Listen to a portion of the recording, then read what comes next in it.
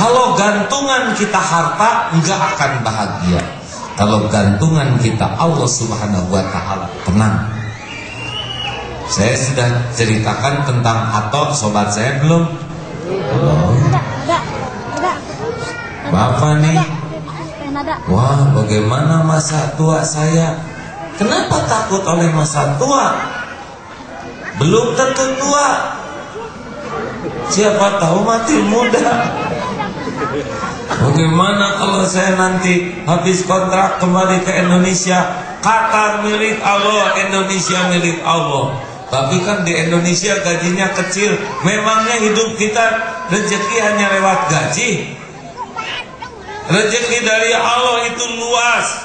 Gaji sedikit, anak dibikin beasiswa, itu juga rezeki. Gaji gede, penyakitan, itu juga apes. Ada seseorang di kampung di sana, penghasilannya hanya dari kelapa 30 sampai 50 ribu sebulan. Tapi anak-anaknya semua jadi sarjana.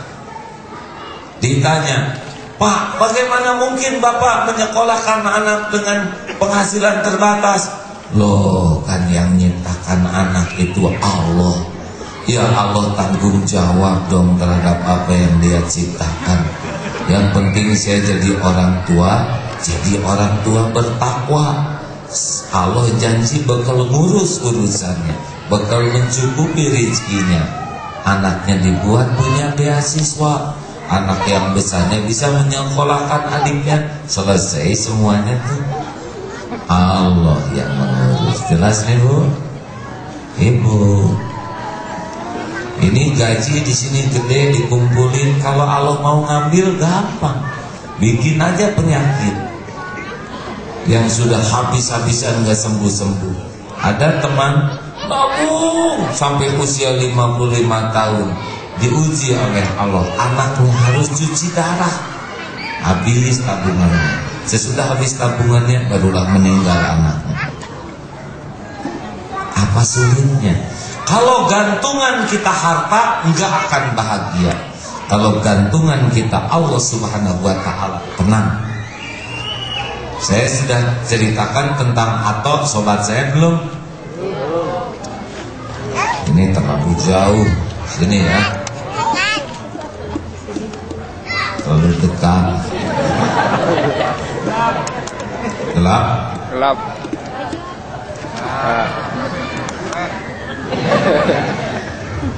Kalau gini kayak presiden. Atau teman saya lumpuh, kakinya bengkok, tangannya begini. Usianya sudah memasuki 40 tahun waktu itu. Tinggal dengan ibunya. Ibunya berumur 70 tahun. Dia selalu datang ke pesantren. Ditanya di pesantren, Tok, kalau pesantren digotong oleh tukang beca, masuk taksi, pokoknya 50 ribu PP. Tok, kenapa selalu datang ke pesantren? Bicaranya begini. Ini orang bodoh. Tubuh saya begini. Kalau saya tidak punya ilmu, saya sengsara dunia akhirat. Saya cari uang untuk bisa ngaji supaya punya ilmu. Nggak ada ilmu, nggak bahagia. Toh, ini tubuh begini, gentar tidak menghadapi masa depan. Enggak. Kenapa enggak? Allah pasti tanggung jawab, karena Dia yang membuat tubuh saya, Dia yang akan mengurus. Kalau orang tua meninggal gimana toh? Kalau emak meninggal, kalau emak saya meninggal, Allah yang akan ngurus. Bagaimana caranya? Gak tahu, gimana Allah saja. Toh punya cita-cita tidak? Punya. Mau apa? Ingin punya anak jadi ulama. Hah?